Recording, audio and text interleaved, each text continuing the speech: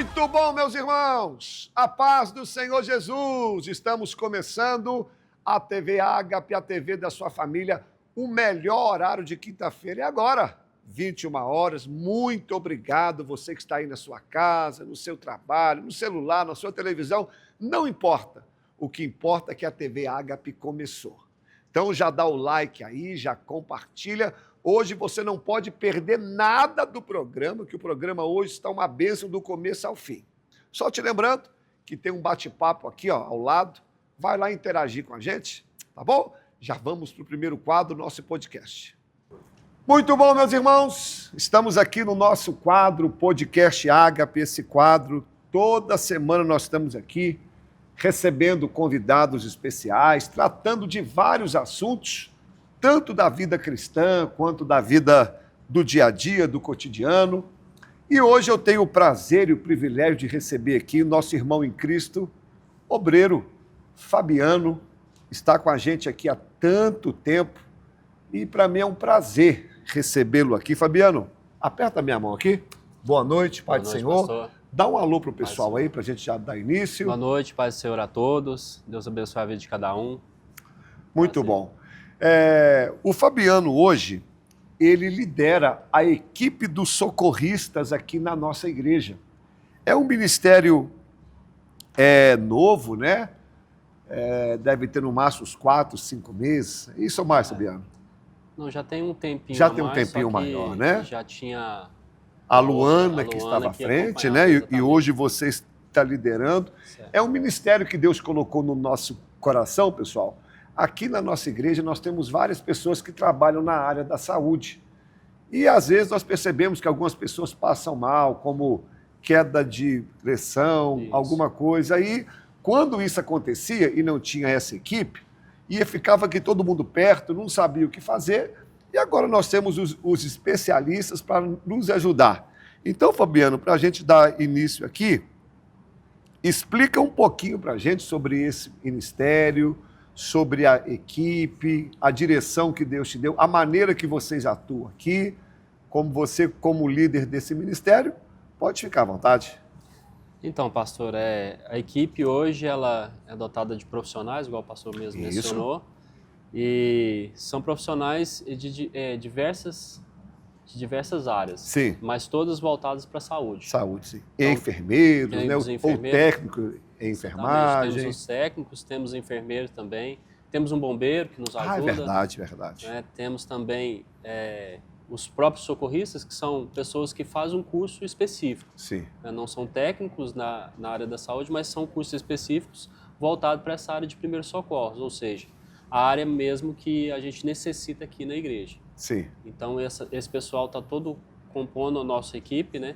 E é uma honra trabalhar com eles. Claro. Esse ministério é um ministério que Deus tem usado eles bastante e o pessoal tem sempre se colocado à disposição. Eu fico muito grato a Deus pela vida deles. Até queria mandar um abraço para cada um da equipe. Hoje tem uma média de quantos integrantes? Contando tudo, né? Hoje nós temos ativos, hoje nós temos 12. Que legal! Contudo, nós temos mais de 20, porém, devido à escala de trabalho... alguns trabalham à noite, né, no hospital. E essas escalas sempre estão batendo, chocando com os horários de culto.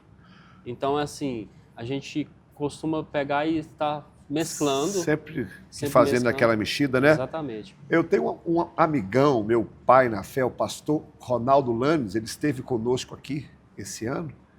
E ele gostou demais desse trabalho de vocês. Ele disse, pastor, eu vou implantar isso na minha igreja. A filha dele é médica. Ele falou, não, tem que aproveitar isso. De vez em quando alguém que passa mal. E gostou demais dessa visão que Deus nos deu. Fabiano, e como que funciona o atendimento aqui na igreja? Deixa eu só dar uma introdução aqui. Antigamente, quando alguém passava mal, tinha pessoas que vinham aqui para trás, outros ficavam em volta. Então, como que funciona hoje, até para a gente orientar, caso alguém passe mal alguma coisa, qual que é o procedimento e como que funciona esse tratamento de vocês, que já leva direto para o hospital ou faz aqui mesmo? Como que vocês agem? Explica para nós aí. Inclusive, o pastor falando a respeito dessa situação, realmente acontecia. Eu mesmo prestei um atendimento de uma irmã que passou mal e foi ali para o fundo. No fundo, né? Não sei se Você o pastor lembra? recorda. Você lembra qual foi a Eu enfermidade dela? Não, né? Ela deu a... Não me Não recordo. lembro. Ela Vamos lá. desmaiou, Sim, né? sim. E por falta de medicação. Por isso é importante a gente estar conversando e tendo ali um feedback do que a pessoa usa de medicação e tudo. Fabiano, só uma coisa, senão eu esqueço. Já teve caso aqui também, já tem um tempo, a pessoa passar mal e a pessoa achar que é demônio. Vai lá, quer expulsar. Gente, eu falei, meu Deus, espera aí, isso não é demônio não, gente, a pressão caiu. É aí que entra a orientação de um profissional, Exatamente. né? A gente tem que ter essa visão. Esse discernimento. Exatamente. Porque, por isso a gente necessita de estar fazendo esse acompanhamento. É um acompanhamento que é padrão, né? Sim. Exemplo, aqui na igreja, o atendimento é feito da seguinte forma. Fica o socorrista lá na porta, na primeira fileira ali de cadeiras do lado esquerdo. E né? usa um Ele usa um coletinho colete, também né, para para se diferenciar, identificar. né? Que geralmente na terceira cadeira de trás para frente, né? Isso. E tem também a bolsa que está dotada dos equipamentos de primeiros socorros ali, que são necessários, né, para a gente prestar esse primeiro atendimento, que é um medidor de pressão, Sim, um glicosímetro que mede a glicose e também temos o oxímetro. Então esses aparelhos são essenciais para que a gente preste esse atendimento de emergência ou atendimento que venha nos dar um norte para que identifique qual a situação que a pessoa está passando. Exatamente. Né? Então, assim, quando esse atendimento é feito antigamente, igual o pastor falou, a pessoa ia ali para o fundo, hoje ela prontamente vai até lá, porque o pastor sempre tem frisado que existe uma equipe de socorristas no fundo da igreja e tudo. E a gente faz esse atendimento fazendo essa análise, né, da pessoa e aferimos a pressão, perguntamos se ela tem alguma comorbidade, se tiver se for diabetes a gente já também usa o glicosímetro ali, já mede a glicose, porque muitas das vezes os sintomas são parecidos, só que a gente tem que estar tirando essa conclusão, né, não precipitada, mas fazendo todo o procedimento para chegar a uma conclusão, caso seja necessário, a gente conduzir para o hospital. Exatamente. Fabiano, para a gente já caminhar para o fim, eu quero primeiramente parabenizar você e toda a equipe, né? Que esse período que a gente já começou, vocês já trabalharam bastante, né? Exatamente. Graças a Deus. E até o povo fica mais tranquilo em saber que caso alguém passe mal, nós temos aqui pessoas especialistas. Mas vamos olhar agora para o outro lado. De que forma a gente pode associar o trabalho de um socorrista que está ali para salvar vidas, caso alguém passe mal, com o servo do Senhor? Eu acho que dá para fazer uma comparação, uma ligação, que do mesmo jeito que vocês estão ali para socorrer, o servo do Senhor também, espiritualmente falando, a gente trabalha dessa maneira. Você consegue assimilar um pouquinho aqui para a gente, por favor? Consigo, porque realmente existe essa semelhança, né, do socorrista, aquele que está ali para prestar o atendimento, e de nós que somos servos do Senhor. Apesar que a nossa equipe, por ser socorrista, é socorrista e servo ao mesmo tempo, né? Isso aí. A semelhança se enquadra ali. Até o Gru, daquele filme do Malvado Favorito, Sim. Ele fala que qualquer semelhança é mera coincidência. Né? Exatamente.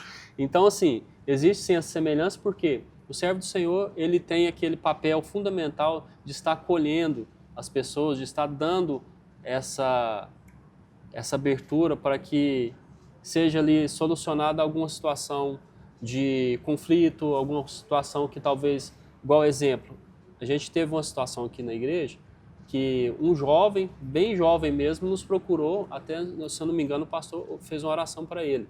Ele relatou que estava com problema de pressão. Sim. Só que foi feito todo o procedimento e ele estava com a pressão normal e o oxímetro acusou que estava tudo normal, então ele estava bem, só que ele estava com um quadro de ansiedade. O pastor fez a oração, não sei se o pastor se recorda, para ele, e logo após eu fui conversar com ele.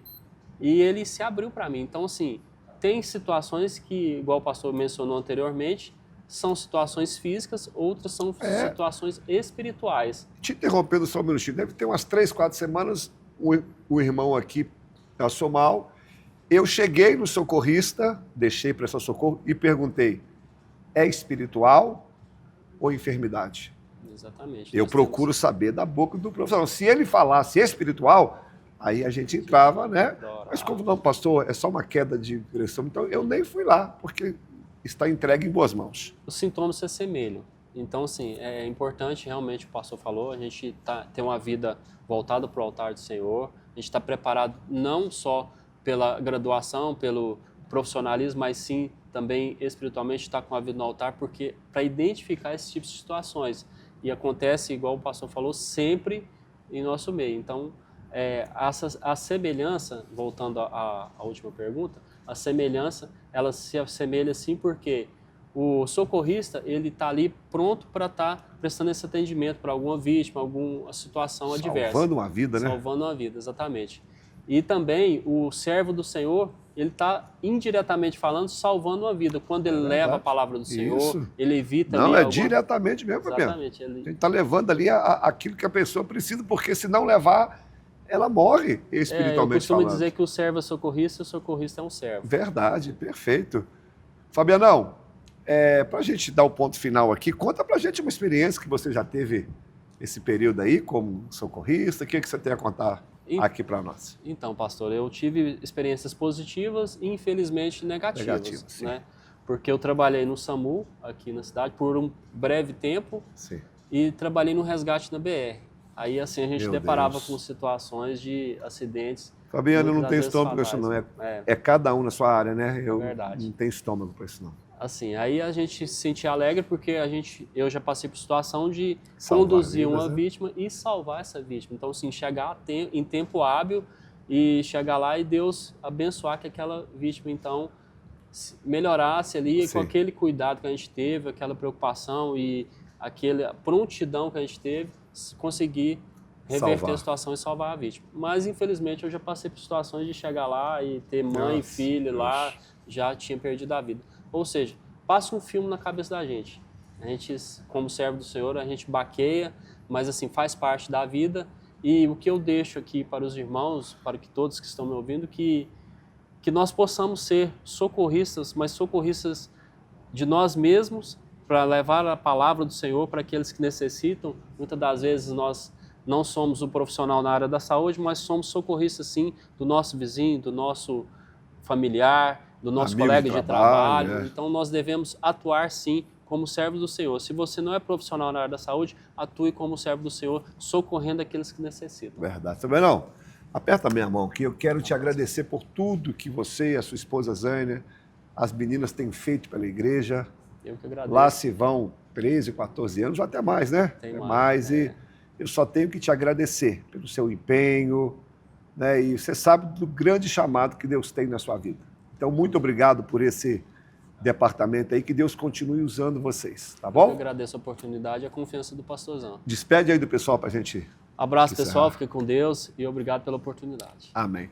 Pessoal, muito obrigado. Fica aí que tem muita coisa boa aqui no programa. Próximo quadro.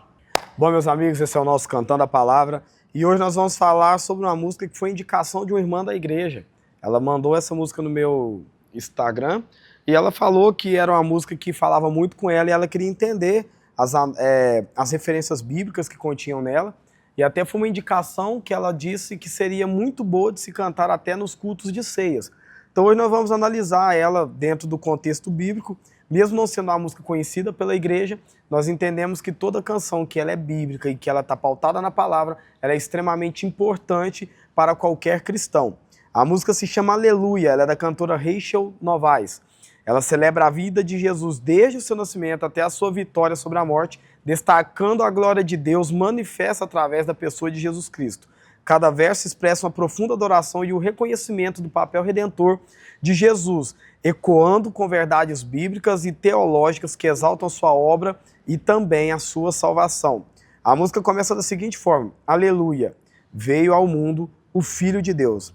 No primeiro verso, a música ela vai celebrar a vinda de Jesus ao mundo, fazendo eco às palavras de João 1, versículo 14, e Isaías 9,6, que afirmam o nascimento do Filho de Deus como o cumprimento da promessa do Messias, um evento que marca o início da nossa redenção e um cântico que reconhece essa verdade com a exaltação da palavra aleluia.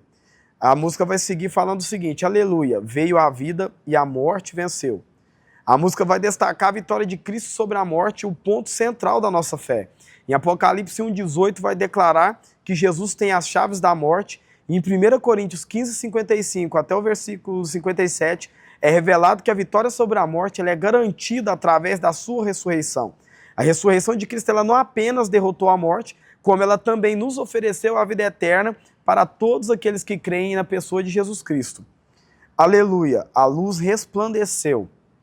O tema da luz resplandeceu nas trevas reflete a mensagem de João 1, versículo 4 e 5, e Isaías 9:2, que falam da chegada com Jesus como a luz que ilumina os caminhos da humanidade. Cristo, como luz do mundo, nos traz uma nova esperança para todos aqueles que andavam em trevas, mostrando os caminhos que podem nos levar a Deus. Jesus também diz que Ele é esse caminho, Ele é a porta que nos leva e nos dá acesso ao próprio Cristo, ao próprio Deus. Aleluia, o amor renasceu. O renascimento do amor através da pessoa de Jesus Cristo é destacado nesse versículo. Romanos 5, versículo 8 e 1 João de 4, 9 e 10 vão falar desse amor que foi demonstrado na cruz, quando Deus ele deu seu Filho em sacrifício por nós. A música ela relembra que é por meio desse ato de amor que a humanidade encontra a redenção e ela pôde voltar o seu relacionamento ao Pai. Aleluia, perfeita expressão de Deus. Quando nós declaramos a perfeita expressão de Deus, isso quer dizer da natureza divina de Jesus Cristo. Conforme foi descrito em Colossenses 1,15 e Hebreus 1,3, que afirma que Jesus ele é o resplendor da glória de Deus. Ele é o reflexo perfeito da glória do Pai, sendo a manifestação visível de um Deus invisível. Então, quando nós vemos na Bíblia as pessoas falarem que viram a Deus, é impossível alguém ver a Deus sem ver a pessoa de Cristo, porque o Deus visível é Cristo, a representação de um Deus que é invisível. E a canção ela vai trazer no seu refrão, exaltamos Jesus, o nosso Rei, e novamente declarando o aleluia. Então, finalmente, nós temos o reconhecimento de Jesus como um Rei exaltado, apontando para Apocalipse 19:16 e Filipenses 2, de 9 a 11, onde a soberania de Cristo é extremamente descrita e afirmada na palavra e nas Escrituras. A canção vai concluir com o refrão reiterando aleluia como uma expressão de louvor ao Rei dos Reis. Certamente essa música é uma daquelas músicas que é importante nós termos no repertório da igreja local, porque ela é bíblica, ela exalta o nome do Senhor Jesus, ela é extremamente cristocêntrica e ela é uma música que ela serve para nos lembrar dos feitos maravilhosos do Senhor, mas também de quem Ele é e do poderio de Deus sobre as nossas vidas. É com o Senhor, pastorzão. Obrigado, Zilton. Pessoal, só te lembrando do bate-papo, vão lá bater um papo com a gente, interagir, dá o like aí, compartilha. E agora eu quero te mostrar a agenda da igreja. Pessoal, eu quero passar a agenda da igreja para você conferir e saber tudo que está acontecendo na igreja. Então vamos lá. Segunda-feira nós temos o culto de oração a partir das 19h30. É o culto onde a gente ora como igreja e quero você aqui com a gente. Toda terça e quinta nós temos culto nos lares. Nós temos uma equipe aqui muito boa, muito bem preparada para levar o evangelho até a sua casa. Quando você quiser um culto na sua casa ou na casa de alguém, nos procure que a gente agenda. Quarta-feira, culto da vitória. Esse culto é maravilhoso. Nós damos uma oportunidade para os pregadores e pregadoras da casa, que, por sinal, são excelentes. Nesse culto também tem um momento onde nós levantamos um clamor pelas causas impossíveis. Sexta-feira, culto da palavra. Nós, toda sexta-feira, eu, na maioria das vezes, compartilho aqui com você um estudo sobre um capítulo da Bíblia ou sobre um personagem. É um culto para aquele que gosta da palavra, aquele que quer aprender um pouquinho mais. Na quinta-feira, nós estamos aqui, né, na TV Ágape às 21 horas. No sábado, nós temos o culto dos adolescentes, às 17 horas, onde nós ensinamos os nossos filhos desde cedo o caminho da igreja, como cultuar ao Senhor. E ainda no sábado, às 19h30, nós temos o culto dos jovens, o culto da mocidade, se reúne aqui todo sábado, faz uma festa, um grande culto ao Senhor. No domingo, nós temos às 9 horas a nossa EBD, a nossa escola bíblica, é onde nós separamos um tempo maior para o aprendizado do Evangelho, para você que gosta de Bíblia mesmo, todo domingo às 9 horas. E no domingo também nós fazemos a classe do batismo. Para aqueles que querem batizar, tem uma classe à parte. Domingo à noite, 19 horas, é o culto da família, onde nós nos reunimos aqui, vem muita gente, nós apresentamos a nossa semana no altar de Deus, nós consagramos a nossa semana. Nós temos também um programa de rádio, às 14 horas, na Rádio Cultura FM, para você que mora aqui em Patrocínio, 104,9. E você que quer assistir pela internet é www.culturafmptc. E uma última coisa, nós temos aqui na igreja também vários ministérios, ministério de adolescente, das crianças, intercessão, mas eu quero falar de um especial, é o projeto social, para você que gosta de trabalhar nessa área, tem uma equipe aqui que ajuda com alimentos, na época do frio junta as roupas, enfim, você que gosta também desse trabalho, vem aqui participar com a gente. Essa é a agenda da igreja, venha ajudar conosco, juntos somos mais fortes. Não esqueça de dar o like nem de compartilhar. Pessoal, o tempo voa aqui na TV Ágape, nunca vi, rapaz, passa rapidinho, mas não acabou não, tem muita coisa boa ainda. Ô Adri lá, qual que é o texto de hoje? Olá, meus amigos, cumprimento vocês com a paz do Senhor. Hoje eu estou aqui para gravar mais um Conselho de Salomão para você e o conselho de hoje é muito prático e todos nós precisamos, que é trabalhar. Salomão fala muito sobre o valor do trabalho, o valor de se esforçar e o valor de trabalhar. Vamos entender a visão dele sobre isso. Nós vamos ler algumas passagens, mas já adianto para vocês que ele repete bastante esse assunto no livro de Provérbios, mas eu selecionei algumas que falam melhor o que eu quero trazer para você. A primeira está lá em Provérbios 6, do versículo 6 ao 11, que fala assim: aprenda com a formiga, preguiçoso. Observe como ela age e seja sábio.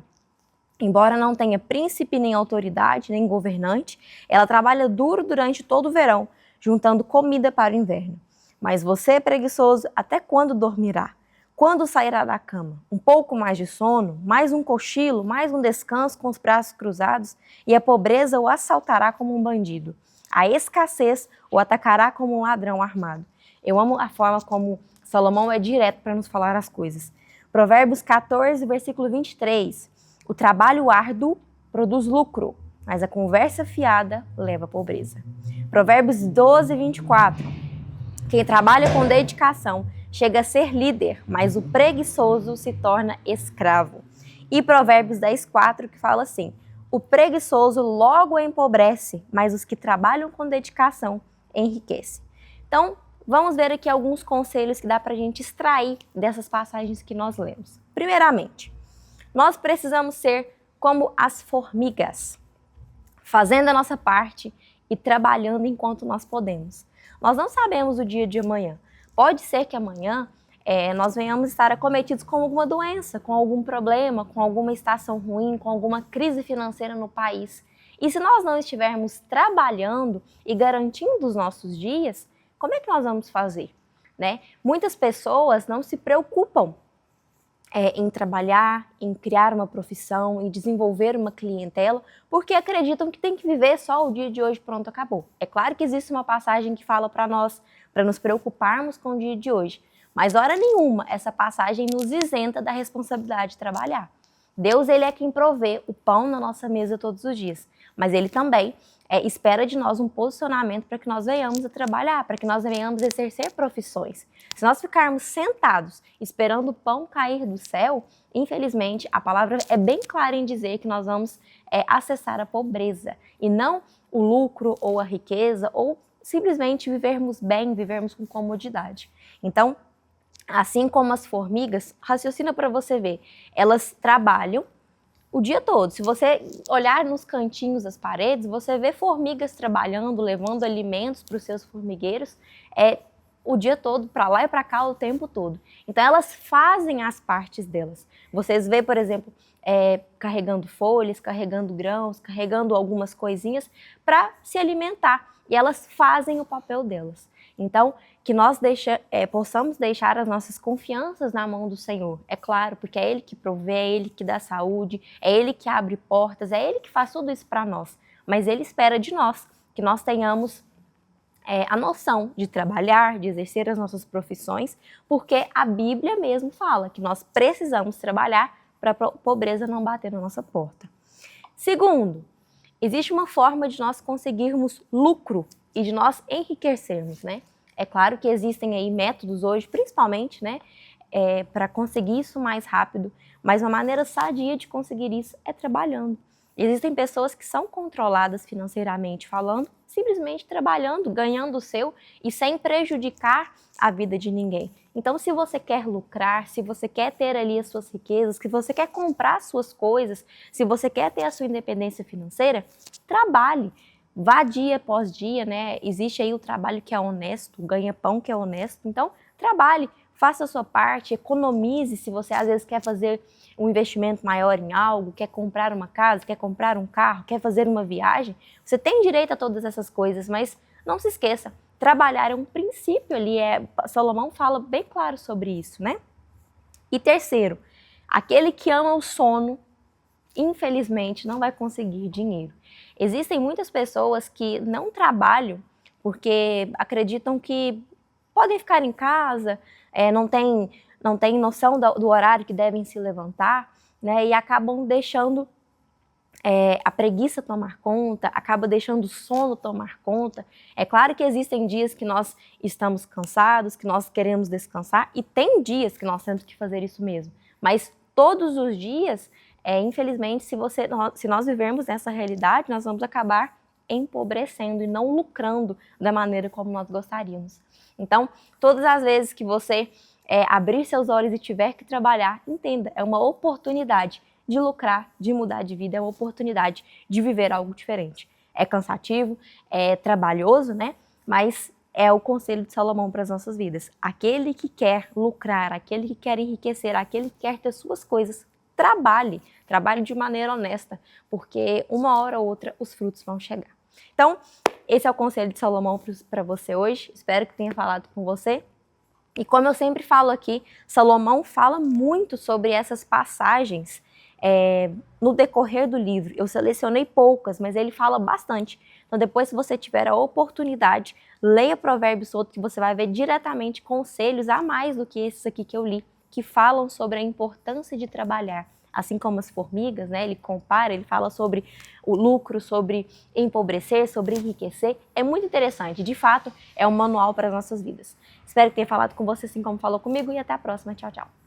Quase chegando ao fim, mas agora tem a cereja do bolo, agora é a palavra. Deus vai falar muito com você. Vamos ouvir a voz do Senhor. Pessoal, vamos dar sequência à palavra. 1 Samuel, capítulo 30. Sucedeu que, chegando Davi e os seus homens ao terceiro dia a Ziclague, os amalequitas tinham dado com ímpeto contra o sul, e Ziclague estava toda queimada e os moradores feridos. E eles tinham levado cativos as mulheres que lá se achavam, porém a ninguém mataram, nem pequenos nem grandes. Tão somente levaram consigo e foram o seu caminho. Davi e seus homens vieram à cidade e, vendo-a queimada, e suas mulheres e seus filhos e suas filhas foram levados cativos. E então Davi e o povo que se achava com ele ergueram a voz e choraram, até não terem mais forças para chorar. Também as duas mulheres de Davi foram levadas cativas, Ainoã, a jezreelita, e Abigail, a viúva de Nabal, o carmelita. Davi muito se angustiou, pois o povo falava em apedrejá-lo, porque todos estavam em amargura, cada um por causa de seus filhos e suas filhas. Porém, Davi se reanimou no Senhor seu Deus. Disse Davi a Abiatar, o sacerdote, filho de Ameleque: trazei-me aqui a estola sacerdotal. E Abiatar trouxe a Davi. E então consultou Davi ao Senhor, dizendo: perseguirei eu o bando? Alcançá-lo-ei? Respondeu-lhe o Senhor: persegue-o, porque de fato alcançarás e tudo libertarás. Partiu, pois, Davi, ele e os seus 600 homens que com ele se achavam, e chegaram ao ribeiro de Besor, onde os retardatários ficaram. Davi, porém, e 400 homens continuaram a perseguição, pois que 200 ficaram para trás, por não poderem, de cansados que estavam, passar o ribeiro de Besor.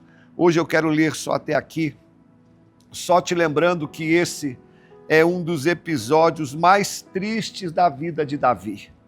Davi, com medo de Saul, ele vai tomar uma decisão precipitada, ele vai morar na terra dos filisteus por 1 ano e 4 meses, e serão meses sombrios. Davi não compôs o salmo, Davi, ele vai ter um momento de dupla personalidade. E o que fez Davi morar nesse lugar, na terra do inimigo? O medo.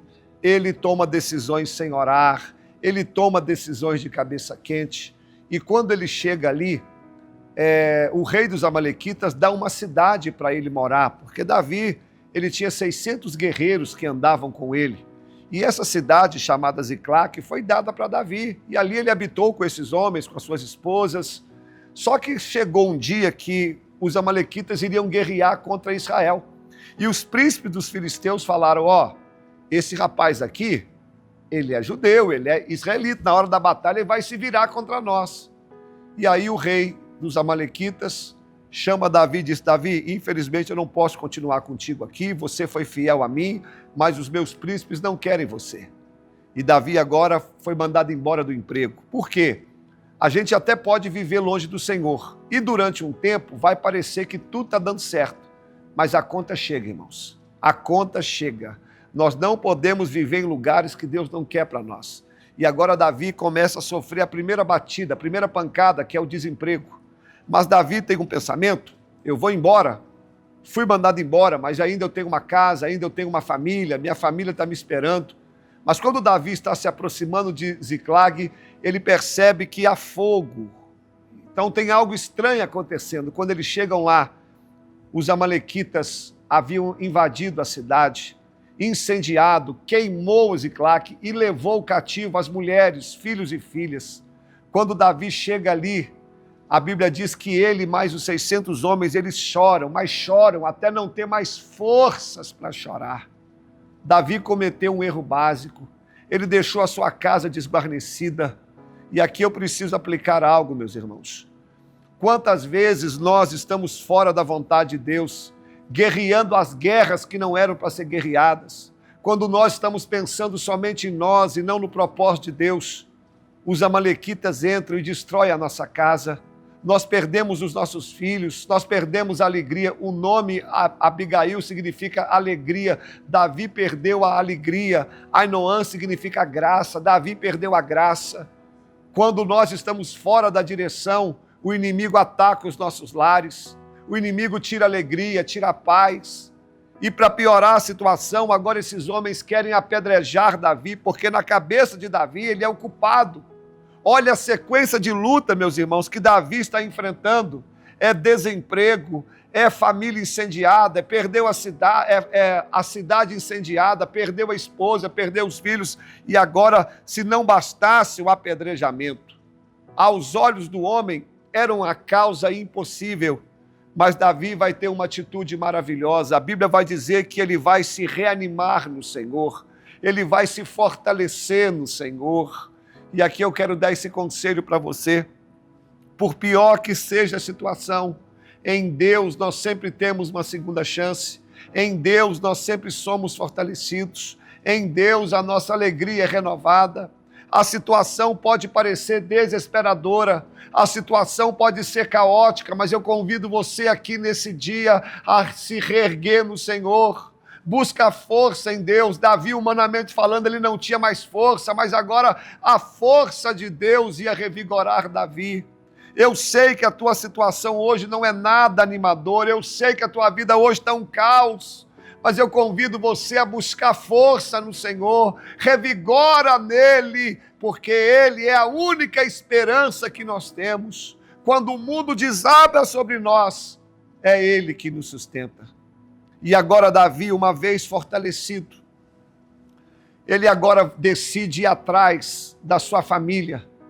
E Davi está atrasado porque ele não sabe se as esposas estão vivas, os filhos, e o pessoal em volta: vamos Davi, vamos atrás dos inimigos. Aí Davi disse: não, eu não posso ir agora. Davi, mas a gente precisa recuperar. Eu sei, mas eu não posso ir agora. Mas por que você não pode, Davi? Porque eu tenho que orar. Eu preciso saber a direção de Deus. E ele manda chamar o sacerdote e diz, trazei-me a estola sacerdotal.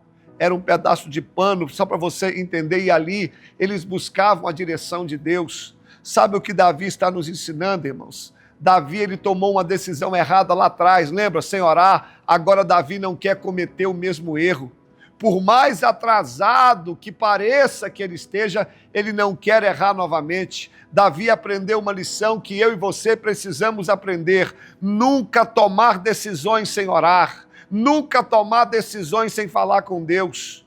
Eu sei que terão momentos que você vai ser tentado a agir. Eu sei que terão momentos que você será tentado a falar, agora eu tenho que fazer, mas entenda algo, não é hora de fazer sem orar. Tudo que a gente faz sem orar dá errado. Tudo que a gente faz sem buscar a Deus dá errado. Davi não quer cometer o mesmo erro. Ele vai orar, ele vai falar com Deus. E o sacerdote, ao buscar o Senhor, Davi pergunta a Deus se eu vou alcançar, pergunta a Deus se é para ir. E Deus responde, avisa Davi que é para ir, avisa Davi que ele vai alcançar. E eu quero terminar essa palavra aqui hoje, liberando essa palavra para você. Você que aparentemente perdeu tudo, você que aparentemente viu o mundo desabando sobre você, mas você buscou recurso em Deus, você buscou força em Deus. E você está aí, parece que nada vai dar certo, mas você buscou uma direção de Deus. Assim diz o Senhor para você aqui nesse dia, pode ir. Pode partir para cima, pode ir porque Deus está contigo. Deus vai lhe dar vitória nessa empreitada, Deus vai lhe dar vitória nessa direção. Repito, é para você que se fortaleceu nele e para você que buscou uma orientação de Deus. A palavra de Deus aqui hoje é, Deus está contigo nessa batalha, Deus está contigo nessa peleja e você vai voltar vitorioso, você vai alcançar aquilo que o inimigo tentou destruir. Vamos orar? Semana que vem a gente dá sequência a essa palavra, mas guarda isso no seu coração. Busca a força em Deus. Não toma decisões sem orar. E Deus vai lhe dar uma direção certa para você obter vitória. Vamos falar com Deus. Meus irmãos, vamos orar. Senhor, eu quero apresentar cada vida que ouviu essa palavra. Às vezes, como Davi, parece que o mundo desaba sobre nós. A gente fica sem chão, sem reação. Mas hoje eu aprendi que eu preciso buscar força no Senhor. Eu preciso me fortalecer em Deus. E uma vez fortalecido no Senhor, eu aprendi. Eu não vou mais tomar decisões sem orar.